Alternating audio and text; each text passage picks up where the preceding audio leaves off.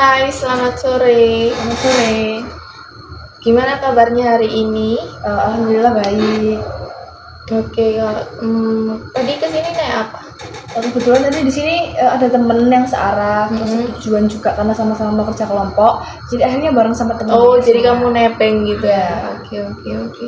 Oh ya, makasih ya udah datang ke sini. Kalau boleh tahu, kamu kesini tuh apa namanya rela nggak Kak, ikhlas gitu kamu bercerita gitu sama berbagi sama aku gitu?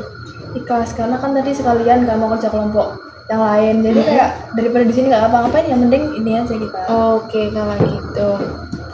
Oh ya, maaf ya aku bawa catatan biar gak lupa ya kan. Nah, pada sesi kali ini tuh aku mau menggunakan teknik counseling expressing writing. Nah, jadi di sini tuh nanti kamu akan menjelaskan atau menuangkan perasaanmu ke dalam bentuk tulisan gitu. Kalau boleh tahu kamu biasanya nulis diary atau konseling langsung gitu atau belum pernah konseling? Kalau konseling sih mungkin enggak ya, tapi kayak curhat-curhatan, saling curhat secara langsung gitu sama teman-teman gitu.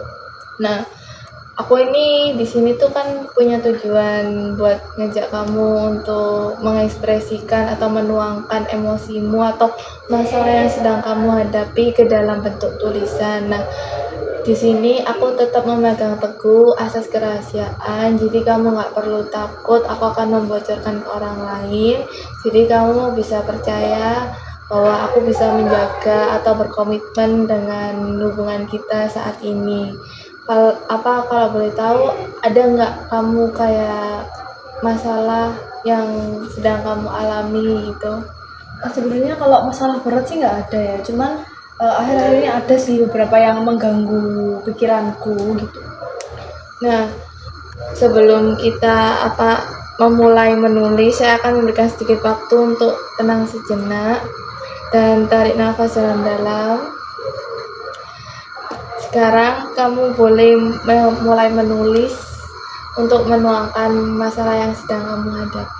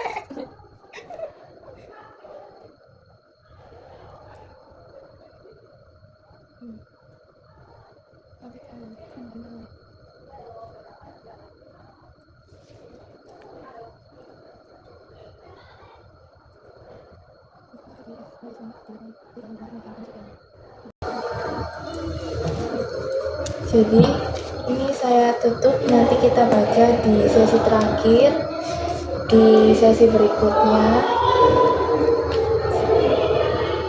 Terima kasih sudah menjalani sesi pada hari ini dan mau berbagi dalam bentuk tulisan. Mungkin kamu ada kendala nggak dalam proses menulis ini? Kalau kendala sih nggak ada ya.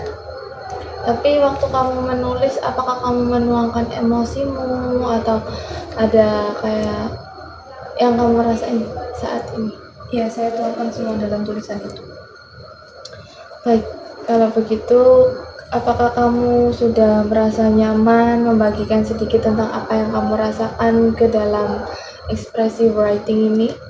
Saya sudah merasa lebih baik. Oke, kalau begitu kita bertemu lagi di sesi berikutnya. Sebelumnya terima kasih kembali telah hadir.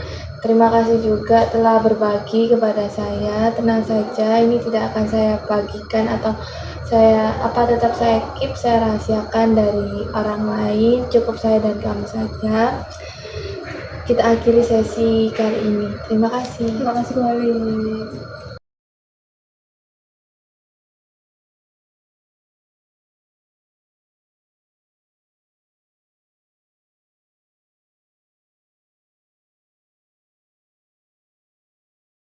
Halo, selamat pagi. Selamat pagi.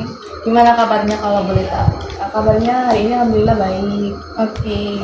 Kesibukannya apa sih akhir-akhir ini? Kalau akhir-akhir ini kan karena menjelang UAS ya, jadi kayak kesibukannya ya cuman ngerjain tugas. Karena kan deadline-nya mepet-mepet sebelum UAS dan sudah selesai. Jadi kayak dikebut lah kayak minggu-minggu ini gitu. Jadi kayak kerjaannya ya cuma ngerjain tugas. Iya, aku seneng sih bisa ketemu kamu lagi pada hari ini, sesi yang ketiga ya kan. Terima kasih kamu tetap hadir dan terus mau berproses bersama. Nah, di 2 sesi sebelumnya aku sudah merasa kamu sudah menunjukkan sebuah keberanian untuk menuliskan hal-hal yang mungkin nggak bisa kamu katakan atau nggak bisa kamu ceritakan ke orang lain. Jadi kamu menuangkannya ke dalam tulisan. Nah, hari ini kita akan melanjutkan sesi perjalanan itu yang ketiga dengan tetap memberi ruang bagi apapun yang muncul dari dalam dirimu. Nah, kan ini kan kita udah pertemuan ke sesi yang ketiga kan. Sesi pertama sama kedua kamu udah menulis dan aku sekarang membacanya bersama-sama sama kamu di depanmu sendiri ya kan. Nah, kamu di dalam tulisannya itu kamu menuangkan bahwa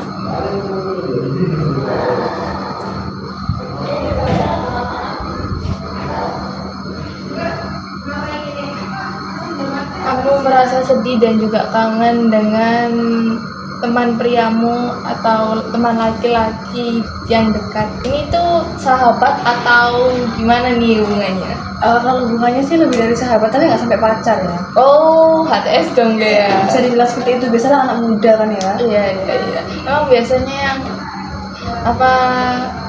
yang kenangannya, di sini dikatain kalau aku sudah dekat dan dengan dia kurang hampir 2 bulan. Masih baru dong ya. Ya lumayan baru lah ya. Itu biasanya kangen sedihnya karena kenangannya bentar ya kan. Ya, bisa jadi seperti itu.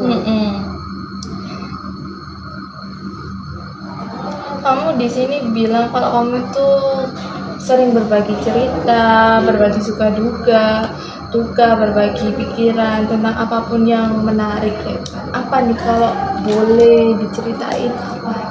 Ya kayak misal aku kan orangnya masih labil ya, jadi kayak kalau misal ada pilihan apa, misal mau nonton drama Korea, aku tuh bingung kayak enaknya nonton apa. Jadi itu kayak aku tanya ke dia, kayak aku bikin list, enaknya aku nonton nomor berapa, nanti dia bilang nomor ini aja, nanti kalau udah nonton ceritain ya ke aku gimana, bagus nggak, terus kayak disuruh merangkumkan gitu gimana. Oh, kayak menceritakan ulang film yang kamu lihat. Terus dia juga kayak cerita dia hari ini pergi keluar potong rambut sama teman-temannya, kayak jujur, transparan terus gitu. kayak tanya enaknya dia potong rambut kayak gimana, kayak tanya modelnya yang cocok buat dia tuh gimana gitu. Oke.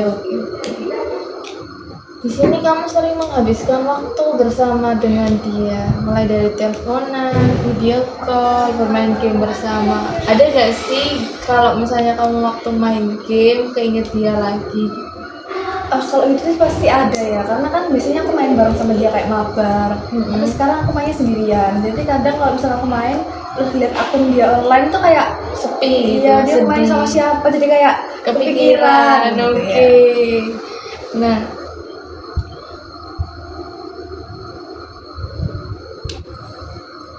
kamu bilang di sini bahwa dia memiliki beberapa wanita lain di hidupnya. Kamu tahu bisa berkata seperti itu tahu dari mana?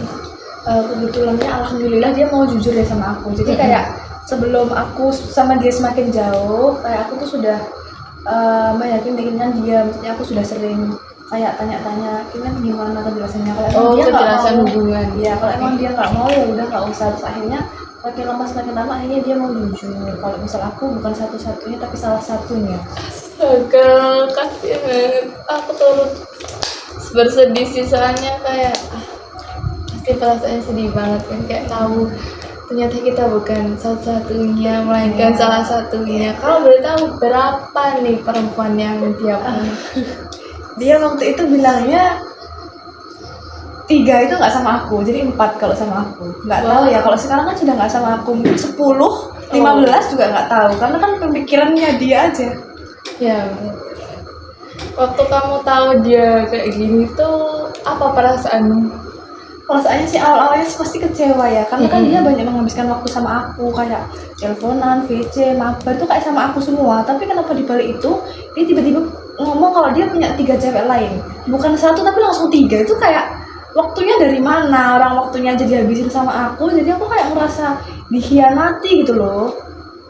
Ya bener sih, pastinya kayak kita kan udah dekat, teleponan, video call, main game bareng, pastinya tuh kayak rasanya tuh sepi juga. Terus tiba-tiba dia punya cewek lain, kayak gimana kamu bagi waktunya? Ada gak sih kamu pernah bercandain dia atau apa gitu? Kalau bercandain sih pasti pernah ya, apalagi sebelum dia ngaku kalau dia punya 3 cewek, itu tuh dia sebelumnya tuh bercanda dulu kalau ceweknya tuh 5.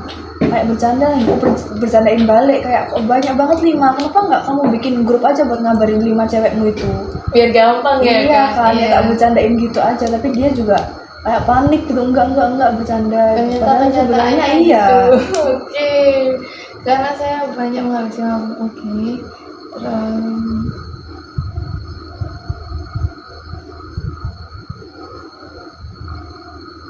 Kamu sudah sempet nggak cerita ke teman-temanmu atau berbagi bahwa kamu sama dia tuh udah lost kontak atau gimana gitu?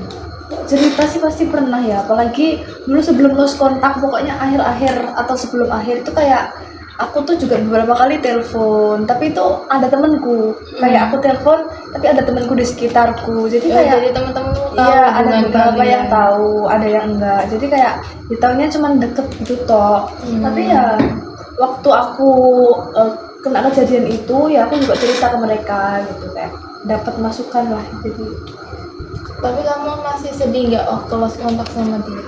sebenarnya kalau sedih enggak, cuma kayak sering kangen. Dulu tuh seseru itu, seasik itu, karena ngobrolnya tuh ringan, kayak kita sama sekali lempar candaan, kayak Karena momennya berarti. iya bukan orangnya, momennya.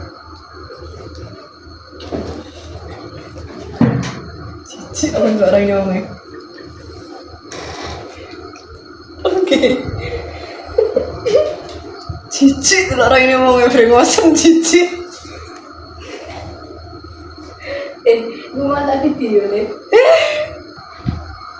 Kalau boleh tahu kamu cerita ke berapa teman, terus dapat masukan apa aja nih? Soalnya di sini kan kamu bilang kalau kamu tuh sempat cerita ke beberapa temanmu. Kebetulan aku cerita ke, kalau misalnya H plus satunya itu ke 4 orang, jadi langsung tak ceritain semua ke 4 orang. Dan ini sebenarnya A, B, C, D.